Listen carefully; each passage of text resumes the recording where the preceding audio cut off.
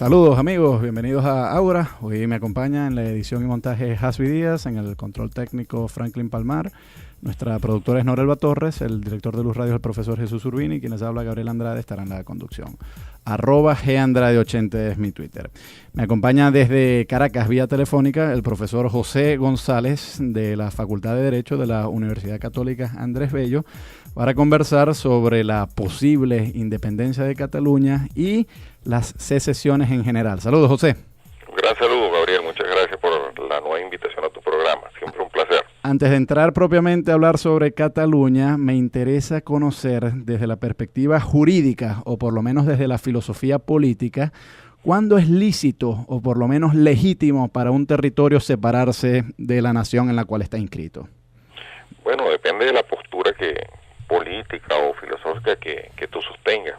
Yo, que me siento liberal y que pretendo ser liberal, simpatizo con las secesiones porque las secesiones en general dan lugar a estados más pequeños, y un estado más pequeño es una amenaza menor a la libertad. Así que yo en principio, creo que al igual que tú, porque hemos tenido la oportunidad de conversar sobre este tema, las secesiones pueden ser vistas con simpatía y pueden ser vistas como una aspiración legítima, no solamente de un grupo de personas que tenga rasgos culturales o nacionales comunes, sino de cualquier grupo de personas que sienta que puede estar mejor en una nueva entidad política.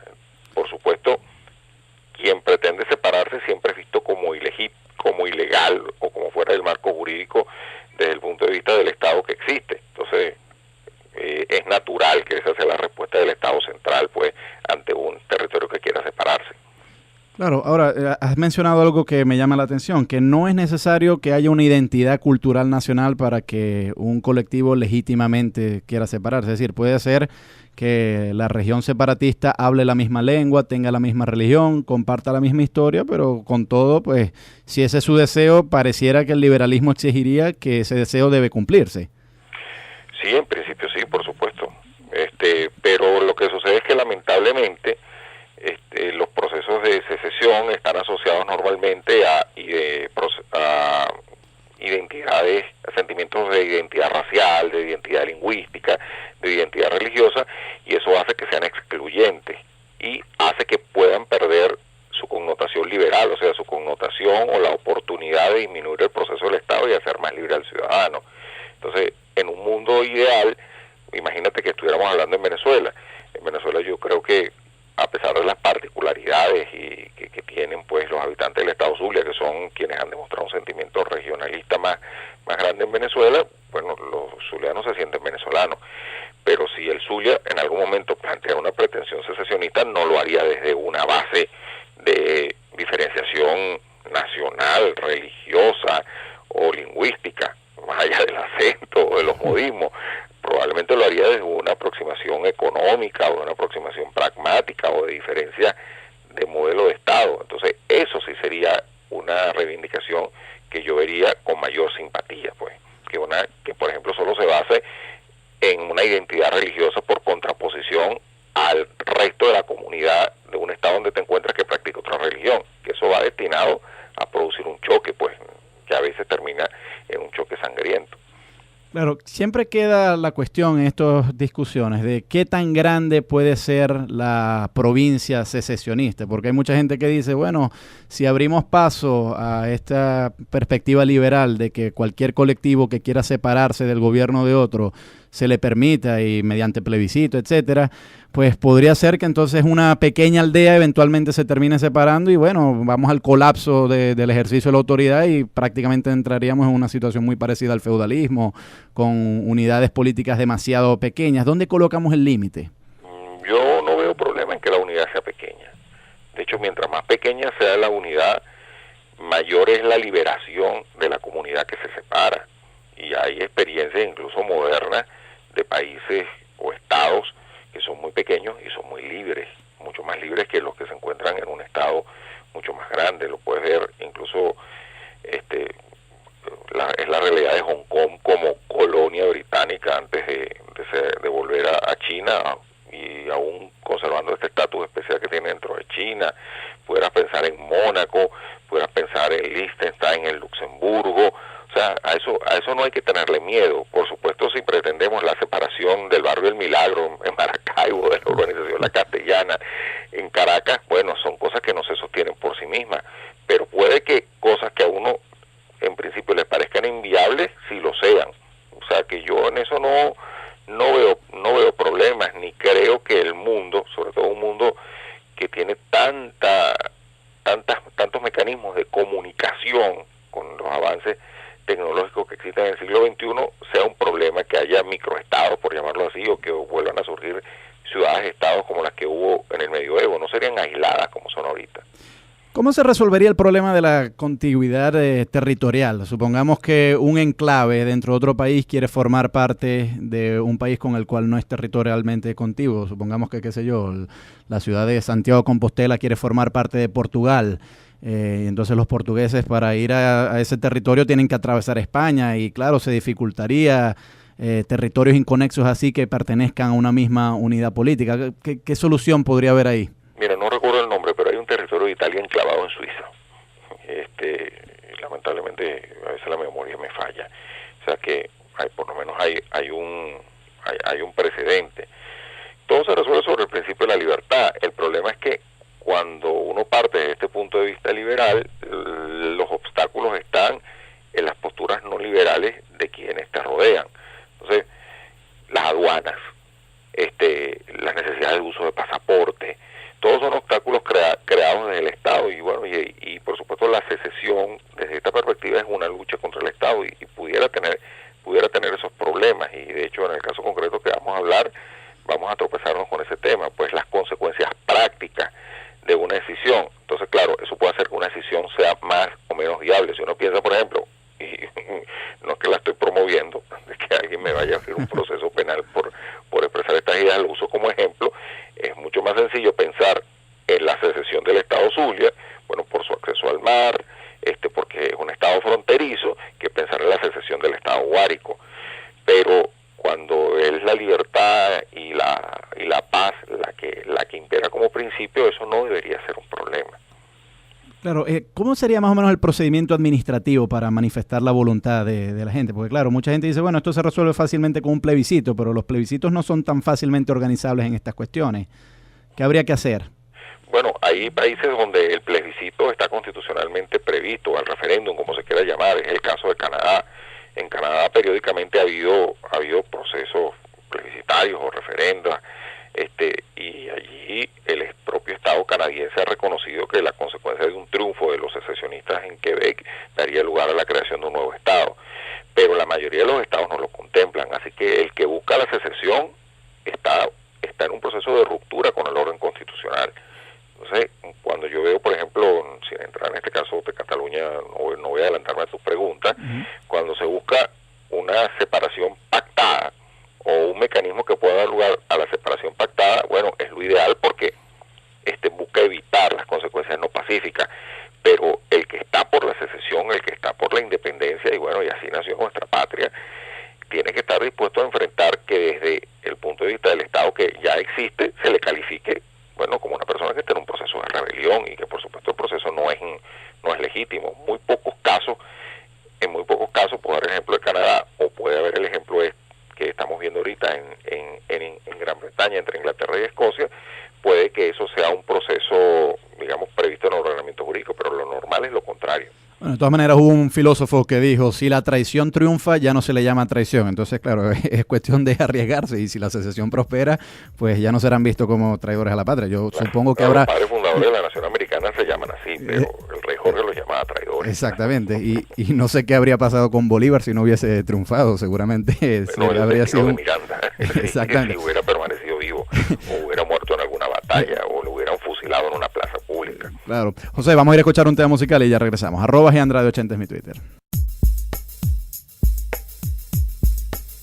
Seguimos en Ágora, @GEAndrade80 es mi Twitter. Converso con el profesor José González. Él es de la Universidad Católica Andrés Bello en Caracas y hoy conversamos sobre los proyectos de secesión y en particular el caso catalán, porque nuevamente está muy en boga en las noticias. Entremos ya en materia de sucesos contemporáneos, José. Cataluña tiene una historia muy intricada y no te voy a pedir que me hagas un recuento desde Fernando de Aragón, porque eso es irnos demasiado lejos, pero más o menos, ¿por qué Cataluña le ha costado integrarse al Reino de España, digo política y territorialmente, a diferencia, por ejemplo, de Andalucía u otras regiones que no son secesionistas? ¿Cómo fue que Cataluña vino a incorporarse en este Estado-nación que hoy llamamos España? Bueno, la verdad que Cataluña nunca fue un reino independiente. Esa es la verdad. Cataluña formaba parte del Reino de Aragón y yo creo que se ha distorsionado un poco la historia de esos supuestos derechos históricos o esa realidad nacional catalana. Ese es mi punto de vista. Porque a lo mejor si tú te tropezaras con una reivindicación de Navarra, por ejemplo, Navarra fue un reino autónomo, pero te repito, eso para mí no es relevante. O sea, no importa que Cataluña no haya tenido una realidad nacional o una realidad política independiente en algún momento en el pasado para aspirar o no a la secesión. Ese no es el problema. O sea, y esa discusión es una discusión, no me gusta usar la palabra, pero un poco reaccionaria.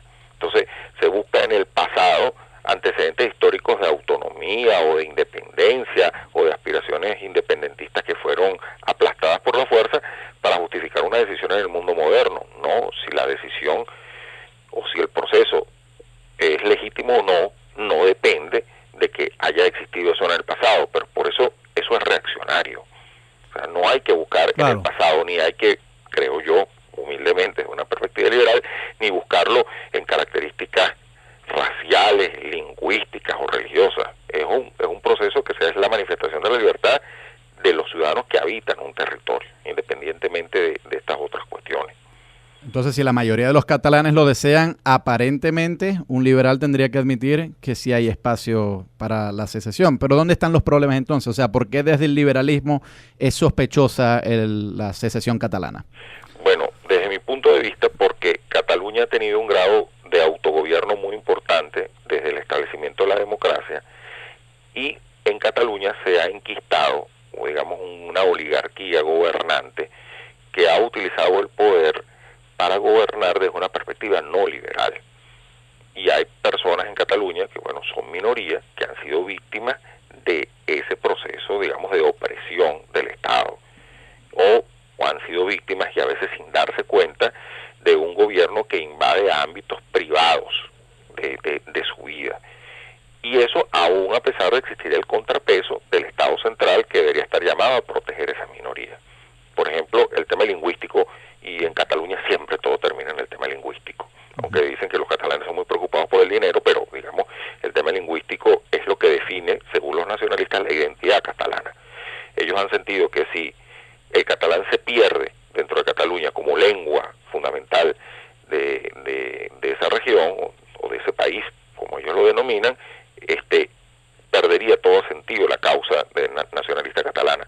Pero fíjate qué pasa en Cataluña. En Cataluña, a pesar de que las leyes le garantizan, la Constitución y las leyes le garantizan a los padres el derecho a que la educación pública sea en castellano o en catalán, y a pesar de que hay múltiples sentencias de tribunales de justicia catalanes y españoles, o sea, en el ámbito nacional, garantizándole ese derecho a los padres en los colegios públicos, el gobierno catalán se niega a reconocer ese derecho.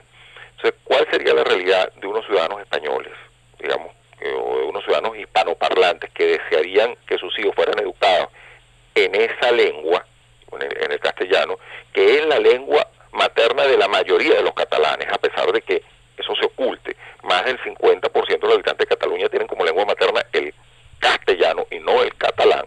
Será culpa de las inmigraciones, pero esa es la realidad. ¿Cuál sería la realidad de esas personas en un Estado independiente catalán? ¿Cuál sería la realidad en un Estado independiente catalán, por ejemplo, con las televisiones públicas, cuando hoy existen más de 6 televisiones públicas en Cataluña que lo único que hacen es hacer propaganda del independentismo, que solo transmiten en una lengua y que desconocen, bueno, de una manera u otra lo ignoran o lo desprecian a un grupo de personas que, siendo mayoritarias, hablan otra lengua? Entonces, imagínate qué pasaría en un Estado independiente catalán. Y más allá de eso, muchas políticas del Estado catalán son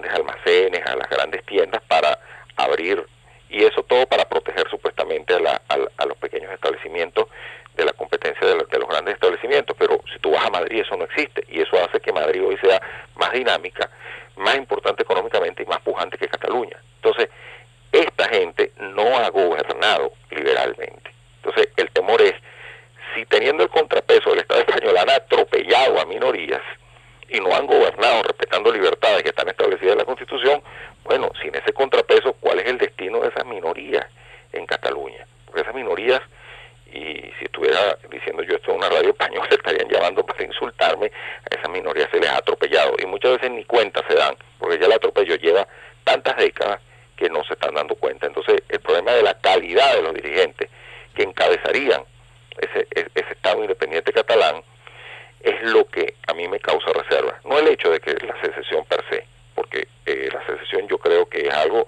desde un punto de vista liberal, respetable y hasta deseable.